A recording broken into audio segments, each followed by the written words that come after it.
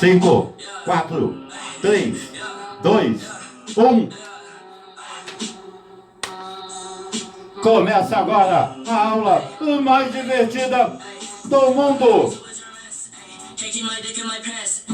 E quem pediu a música dessa videoaula de hoje foi Nicolas Ezequiel. Ele é o responsável, criador, mantedor da TV do Gaara. Se você gosta de Free Fire, PS4, Fortnite e vídeos de game, ele é a pessoa certa. Você pode escolher a música que vai tocar nas nossas próximas videoaulas aqui, ó. Se inscrevendo no nosso canal do YouTube, Professor Cláudio Neto, ok?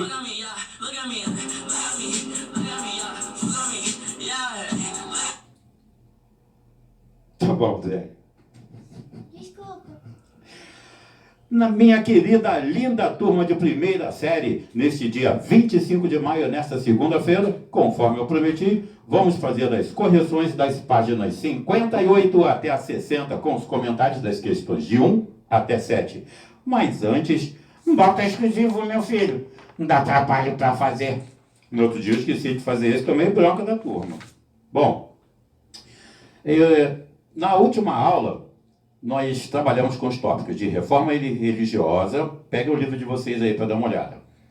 As reformas religiosas, passamos ali calvinismo, anglicanismo, as consequências da reforma e da contra-reforma católica. Vimos que essa contra-reforma ela já era reclamada por muitos leigos e eclesiásticos, antes mesmo da reforma protestante, né? Vimos sobre o Concílio de Trento, de 1545 a 1563, que foi um fato muito marcante para essa contra-reforma, porque ele reafirmou os dogmas da Igreja Católica, condenou o protestantismo e realizou algumas mudanças na estrutura do funcionamento da Igreja Católica, né? Então eu estou vendo aqui que, inclusive, restabeleceu os tribunais da Inquisição. Olha só. E esses tribunais de Inquisição, eles tinham o objetivo de combater os hereges, ou qualquer contestação em relação aos dogmas católicos e com ações que podiam chegar à condenação à morte na fogueira. E a igreja ficava com todos os bens desses culpados. Lembram de Joana d'Arc, né? De uma hora, era virgem de Nilo. Da outra hora, uma bruxa na fogueira. Bom, a Virgem de Lorena, olha só, Virgem de Lorena. Então, quem fala muito bem sobre esse tópico aqui é o Dr. Flávio Mendes de Carvalho, que inclusive tem aqui uma notinha no livro de vocês, que mostra que numa coluna do Jornal do Brasil, no caderno B, no dia 17/5 de 1987, o Dr. Flávio, que era médico e pesquisador, ele comenta que 130 judeus brasileiros tiveram seus bens confiscados do Rio de Janeiro. 5 toneladas de ouro puro. Foi tudo parar na mão da igreja, do Santo Ofício, ou ficava com os bispos, ou quem fizesse a apreensão, né? Então, vamos agora para as nossas correções. Primeira questão, letra A. Está aqui, ó. E eu vou ler para vocês, para não ler a questão inteira, fica muito longa essa aula, a gente lê a resposta, tudo bem? Então, vamos lá. Primeira questão, que está na página 58, nós vamos corrigir da 58 a 60, tá? Da 58, a questão 1, diz assim: a realização da grandiosa obra foi, em parte, possível pela prática do mecenato que propiciava ao artista as condições materiais para a produção de obras de arte e de inventos científicos. Essa questão está correta. A outra questão correta é a 2. A técnica de perspectiva, a valorização do volume dos corpos pelo contraste claro e escuro e a utilização, no original, de cores vivas revelam a preocupação de representar as pinturas da forma mais realista possível. A terceira questão está certa também. Ela diz: apesar da crença em um conhecimento racional do mundo, os intelectuais desse contexto acreditavam na existência de Deus, que dotou o homem de raciocínio para desvendar as leis do universo. A quarta questão também está certa. Ela diz assim: os intelectuais renascentistas buscaram inspiração nos padrões estéticos e nos conhecimentos produzidos pelos clássicos greco-romano da antiguidade. Lembra? Eles voltavam lá no tempo para poder fazer essa assimilação. Então, todas tratam do mesmo assunto, né? Que é ali o Renascimento. A questão 2 é a letra B, ciência e arte. A 3, estou com o livro na mão, pega aí para a gente conferir, tá bom? A 3 é a letra E,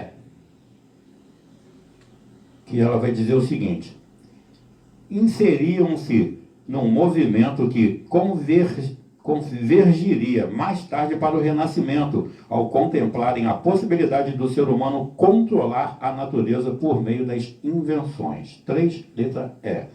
4, também a letra E. A gente já está na página 59, tá? 4, letra E. E ela diz assim, ó: os intérpretes precisam propor para as passagens bíblicas sentidos que ultrapassem o significado imediato das palavras. Número 5, ainda na página 59, é a letra D. E ele diz o seguinte, a resposta está do outro lado, tá? Na página 60. A letra D diz o seguinte: a valorização da verdade inserida nas Sagradas Escrituras e a crítica à intermediação das igrejas. E a 6, letra A.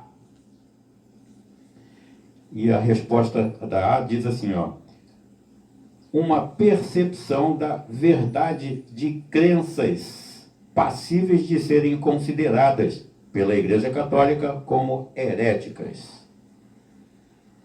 A 7 vai dizer assim, ó, a 7 é a letra E. Está certinho aqui. Eu estou conferindo que às vezes a gente acaba errando aqui, então eu gosto de ler e conferir aqui a resposta, se eu concordei com a resposta aqui. Acontece isso. 7, letra E. Isso a gente está na página 60 já, tá? E a resposta é o seguinte: uma reação da igreja aos movimentos reformistas que questionavam a concessão das indulgências como um valor para a obtenção da salvação. Tá legal? Indulgência a gente trabalhou bem, né? Que era justamente isso aqui que está falando na questão. Um valor, de acordo com cada pecado que a pessoa cometia, pagava-se um valor, e isso foi um dos motivos também que o Martinho Lutero não concordou e acabou gerando a reforma dele. Então, a questão 7 é a letra E. Mais uma vez, uma reação da igreja, está dizendo na letra E, página 60. Uma reação da igreja aos movimentos reformistas que questionavam a concessão das indulgências como um valor para a obtenção da salvação. E aqui a gente encerra.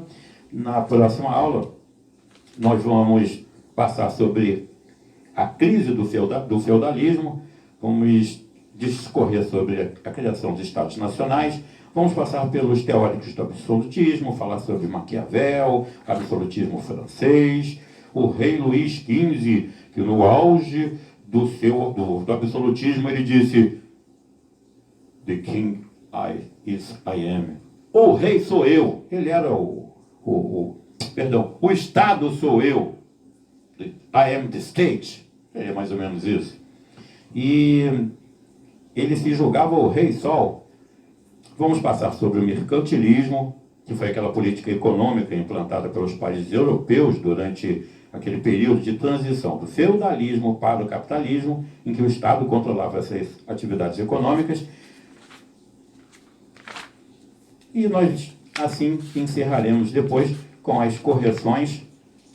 Estaremos encerrando o capítulo desse bimestre aqui, tá bom? Tá, para outra aula a gente já está passando para a próxima. Então, não se esqueçam das recomendações de que não estamos em férias, estamos em quarentena. Muito amor, muito carinho, muita paciência com o papai, com a mamãe, com todo mundo que estiver ao seu redor.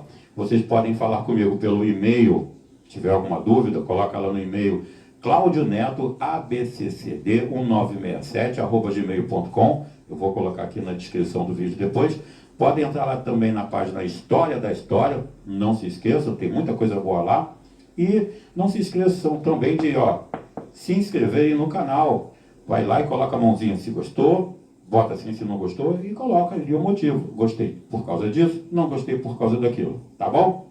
Então, um grande beijo no fundo do seu coração, um forte abraço e esperando que isso tudo passe logo, porque tudo passa, tudo passará. A gente se vê em breve. Fiquem bem.